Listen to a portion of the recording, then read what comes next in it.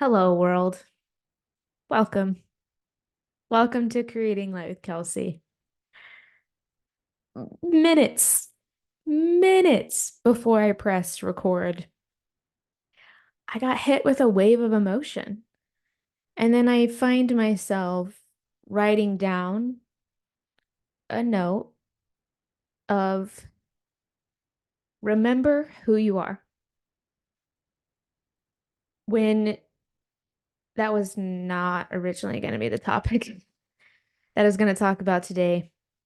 The thing I was going to talk about today is something that I'm coming back into remembering, but I didn't realize I was remembering. And then now my body is telling me this is the thing to remember, to remember who you are and to come back to that. So I'll read the statement so you have a little bit of context, and then I'm gonna dive more into this whole statement and how it's hitting me right now because there's a there's things, there's things. And also remember, my friends, that I am now showing up on the podcast and speaking and not editing. Because at this point in time, I ain't got time for that shit. And when I was trying to have it all perfectly edited and zero pauses, because on the podcast, the audio, it's quote unquote better to not have all of those things. I found myself stopped showing up to record episodes because that just took a lot of time. And at this point in time, my time is very valuable as always. And yeah, I didn't have the resources, but I do have the resource to show up and record and just post the damn thing. So the weird pauses, the filler words, you're welcome. You're welcome to the realness of it all. Okay, so the note that was going to be the topic of conversation today, which is that I've been questioning the word transmutation lately. It's a lovely word, and I've been using that word a lot. And I use it in the context of transmuting the dark to light and utilizing that and facing the dark, but still here to honor both, but understanding the only when we're diving into the dark and transmuting the dark to create light. And that's kind of where I've been headed for a few years now of using that line. And damn, I don't, what I've been questioning is that word. And is it how how helpful is it? And is it more hurtful than helpful? I have no idea why I'm so emotional right now. No fucking clue. We're just here and we're in it and we're allowing it to happen. Um, but I'm questioning that word, or I haven't really been using that word lately, or within myself and how I'm sitting with myself and my emotions, and I'm leaning more into compassion and coming back to compassion for the darkness and the shadows, the depths, instead of transmuting the darkness, transmuting the shadows, transmuting the depths. Because that's how I was communicating of that's how we get free. We transmute it. We transfigure the thing. Our transfiguration is a little bit different, but we transmute the darkness so it can serve us. And but this concept of wholeness,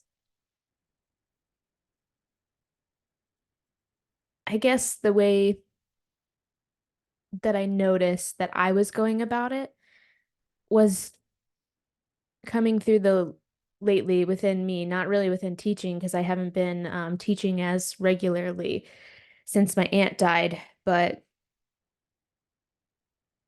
within myself, I had noticed that it was starting to it was starting to feel fixing, or I was getting curious. I was like, what are we doing here?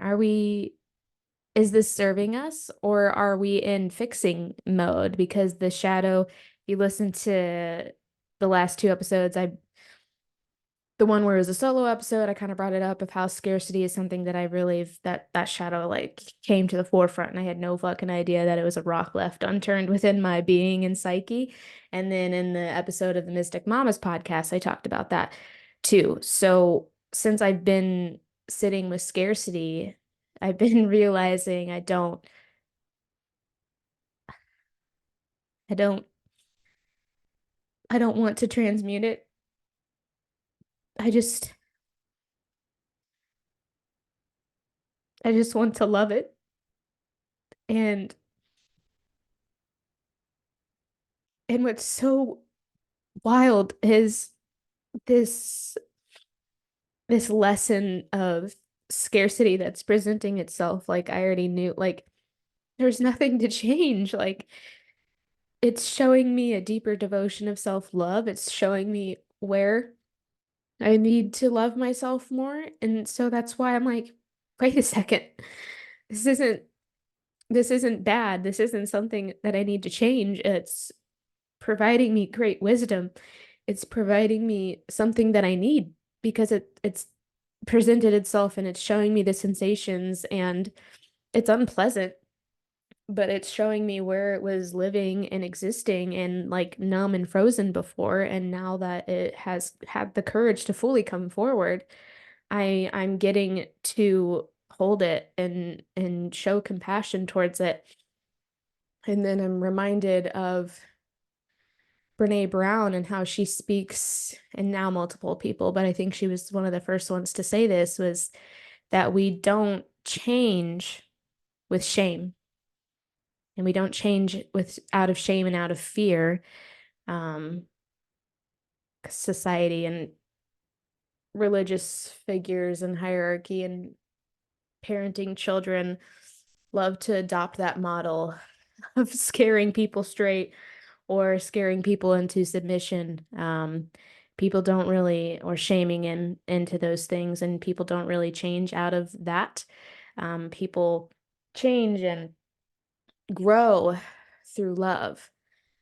And like I said, for me,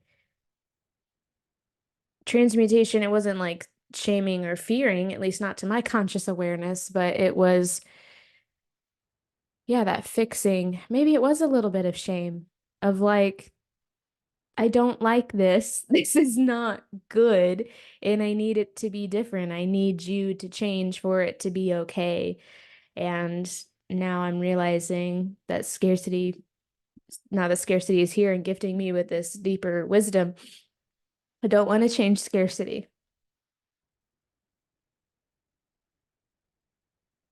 Yeah. She, just like all our shadows, they have different things to show us, which is why I preach the importance of understanding our darkness and understanding our depths, because they are here to continuously guide us home, and they're a part of us. They're never going to go away. But once you sit with it, you understand the what it's trying to teach you. All of it is a teacher, and sometimes there's pleasant teachers and sometimes there's unpleasant teachers, and it's just a feeling, but it's, yeah, it's not either good or bad, which I've known that, and I've still hold that true. But yeah, that transmutation piece, I was starting to be like, oh, we're feeling this, let's transmute it so it's better. It's like, what if it's already better? What if it just needs your love and compassion? And then you understand and you get to see it for its wholeness, that was already there and already existing. So then the remember who you are component that's got me feeling some type of way. A few weeks ago now, I volunteer was it was during the last full moon, so I'm recording this March 13th, and we just had a new moon in Pisces. So then the last full moon, I think it was a full moon in Leo, I believe, that we had a few weeks ago, a couple weeks ago. But anyway, around that time, I volunteered at a mental health event. I know someone who, so raising depression around suicide. Did I say that correctly? Oh, yeah, though I know someone who event, so raising awareness around depression and suicide. Those two words were meant to be in there.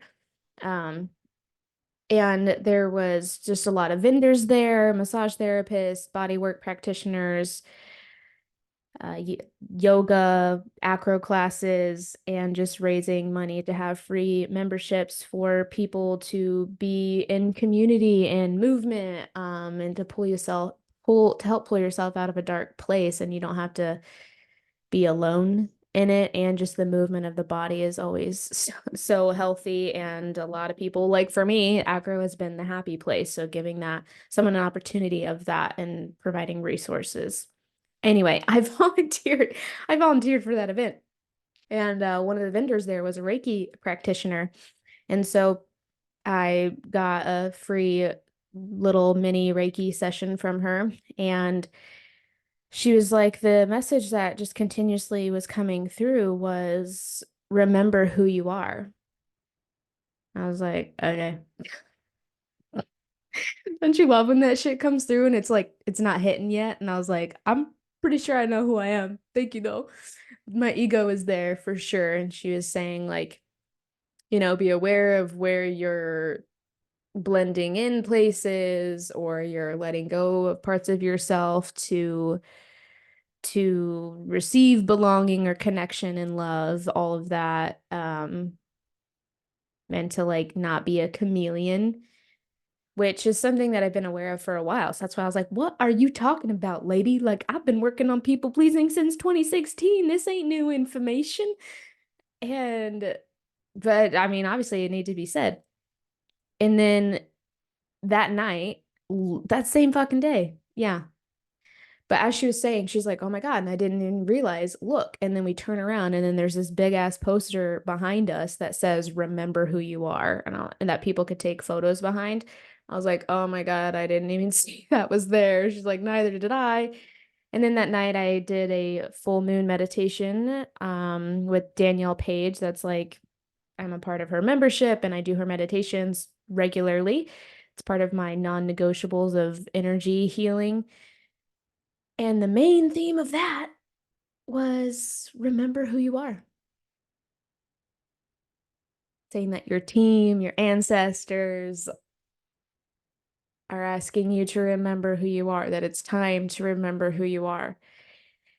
And then when I pop on the podcast today to talk about how I am questioning the word and my usage of the word of transmutation and wanting to lean more into compassion and back into compassion.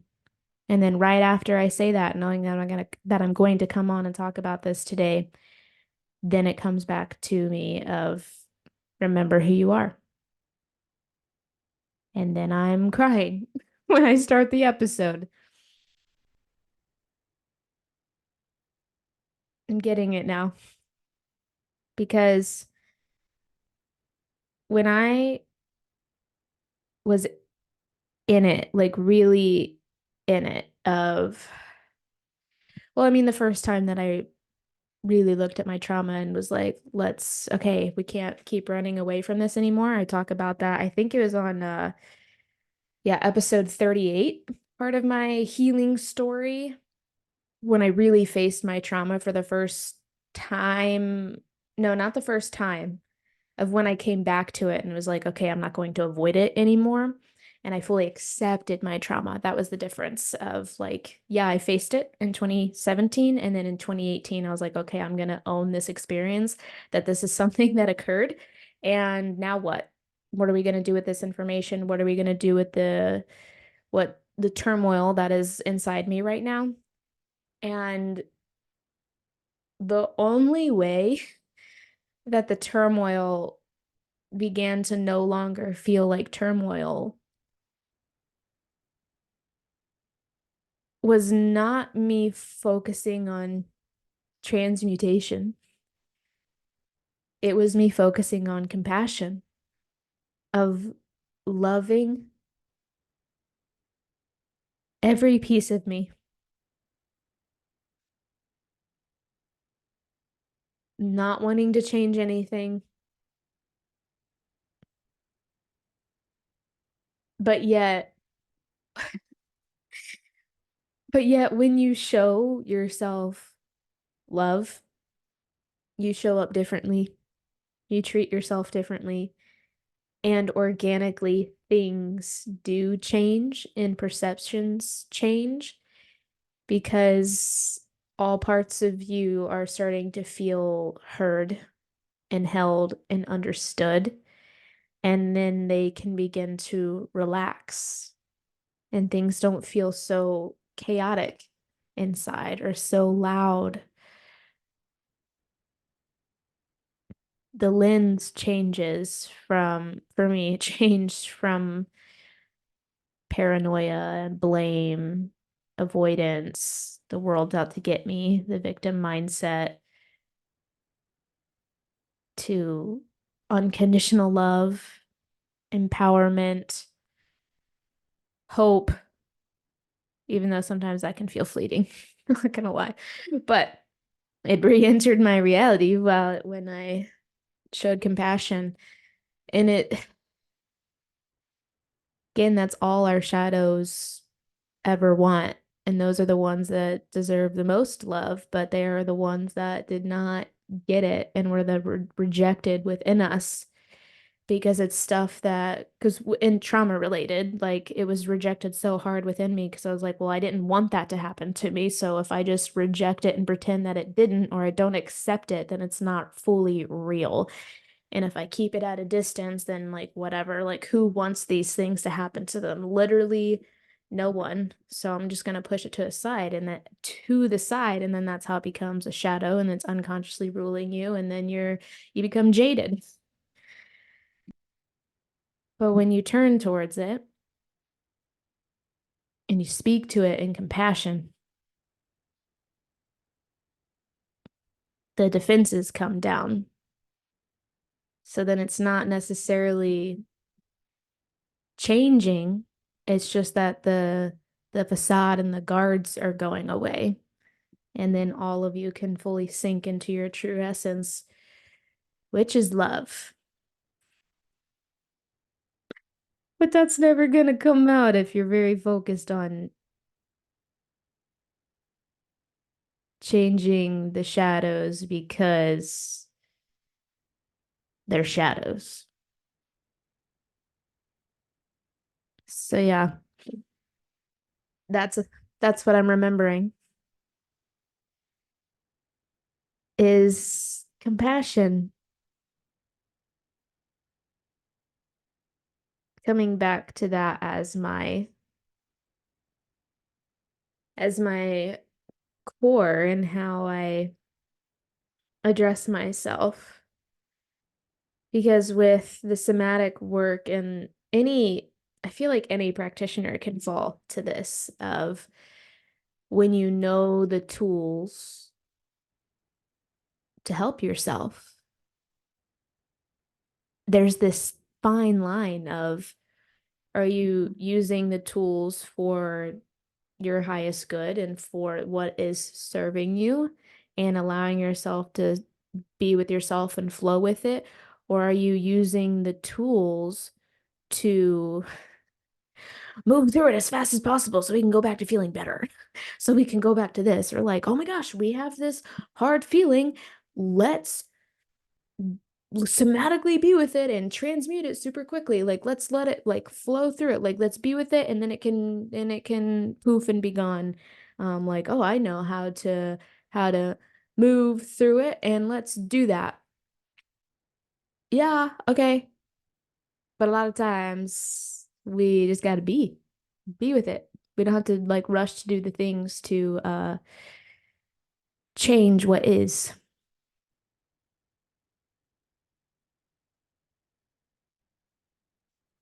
So I don't know if there's anything else for me to say at this point. Yeah, I'm just questioning that word, letting you in on my process of that and how it unexpectedly hit me. Got me good right before I started and I hit record. And one other thing, I mean, you all know if you've been listening and follow me on Instagram of the journey of when somatic activated healing came into my field, then realizing like, wow, yeah, this is something that I want to work with people and be more with the body. Like that is my calling because I can see and feel so much. And so I'm meant to be mainly with the body and working with people and helping people and then being like, okay, I'm no longer a therapist. Like let's just excavate that and then move forward with life. And then my aunt died and then everything is just that flipped upside down. And then restructuring the business to come forward and present myself in a new way and more as the movement healer, somatic activated healer instead of just the art therapist. And then um launching a program that didn't pan out in the way that I expected, but yet I'm still doing the thing. I'm still fucking doing the thing. Let me tell you, I'm showing up and recording content for that healing container weekly. Like I'm still teaching, even though no one's in the room because this is what I'm fucking meant to do. And my body, my soul will not let me rest if I do not show up to do that. So that's still happening. That is the thing for creating light to offer for the world. And whenever it is in divine timing for people to enter the room, it's it's ready. It's always ready. It's getting better and better each year. But I mean, yeah, that took me out when no one signed up because then I was like, well, what the fuck? Now what? I thought this was it. I thought I was following divine guidance, and then I thought I was following divine guidance leaving therapy, and then this, and then this. And I mean, I am. I think it's just I think I thought I knew all the answers or I had all these expectations, and then it's just that like psych, you know nothing. Just listen and do and trust. And it gets to be okay. It gets to be fun if you let it, or you can stress yourself out, which is what I had been doing. Where the fuck was I going with this? Oh, but yeah, all of that and everything got flipped upside down. So I've been redirected so many times. I feel a little discombobulated, but I think that was meant to happen to really just shake shit up and then be getting the message of like, okay, all this got jumbled. Now remember who you are. Oh, so that makes sense. Because before all the training and the helping people and the capacity to help people back in 2018 and 2019 when I was just only able to help myself and I was figuring out all this shit and integrating it to be able to teach others. Because then I was seeing clients in 2018 as an intern and stuff, but then individually I started seeing clients on my own in 2021. So 2018, 2019, and 2020 was when I was really in that radical facing myself, and it was compassion. It was compassion and just radical accountability too, though. I've always talk about that a lot still, but what got me to where I am today is compassion. Is compassion for all parts of self.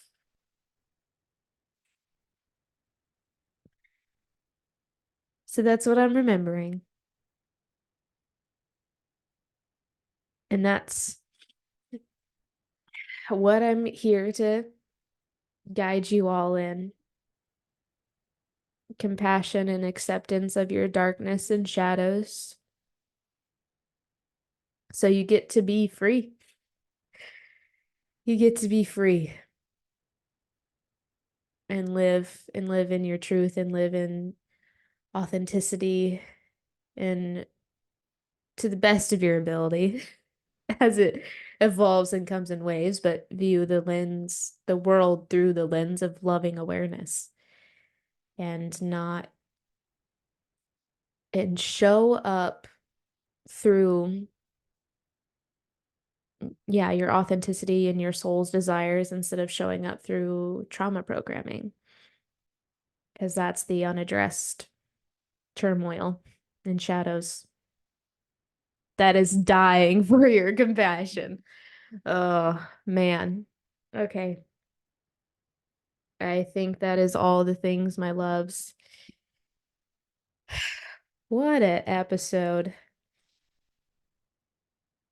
Little plugs before I let y'all go. Every Thursday at 10 a.m. Eastern Standard Time, I do a free somatic activated healing class. I am absolutely loving those things. We got people showing up every week. Like we've got some regulars now, which is so cool. It's so cool that we have some regulars. And then we also have, I've had new people like every 2 weeks, a new human is on there. And I'm like, what's up, yo? Glad to have you. Email list is growing. That's how you have access to the classes is by being on my email list. And the Leap of Faith bundle is still a thing. If you're needing help and guidance of leaping into the unknown, needing some energetic support to take action in that way. If you're feeling stuck and frozen and knowing you need to take a leap of faith or make a change, but you're just like, oh, fuck, I don't like, and yeah, you're just in that. This will energetically support you in taking action and moving through fear and embodying courage and surrender and surrendering to the unknown. Because I've been doing a lot of leaps of faith the last 4 years now, and that's going to continuously grow. So, but once you're in the container, you get free access to all the upgrades. And I'm about to upgrade it again because I need to record a fury practice of when you get sick of your own shit and then you hit that tipping point of like, okay, fuck this shit.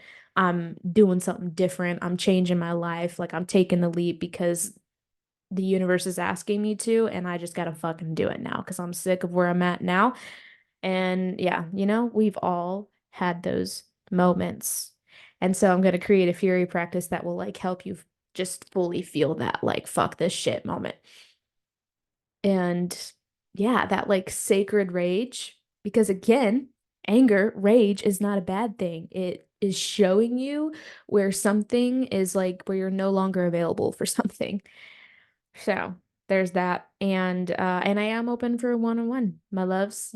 I'll put all the stuff, obviously it's gonna be in the show notes, but there's a little application process. It's not don't get freaked out by it. It's part of my intake process, honestly, to help make that easier for everybody all around. And so we can just like get started whenever you're ready to make the commitment. But it's kind of just checking in of like where you're at, and then we'll do a free 30-minute discovery call after you answer those like 11 questions and then send it back to me, and then we'll set up a call. Uh and to give you plenty of time and space to feel if this is something that you really want to do, because it's a 6-month commitment. And I want you to know that it feels right for you. And that's the point of the application and the discovery call. So do that if you feel pulled to it, because that's valuable as fuck. You'll see the web page. There's so many things on there. Thank you for being here. Thank you for listening and witnessing my moment in real fucking time of remembering who I am, coming back to that. Uh yeah, thank you. And remember, when we see the light in ourselves, we create light in others.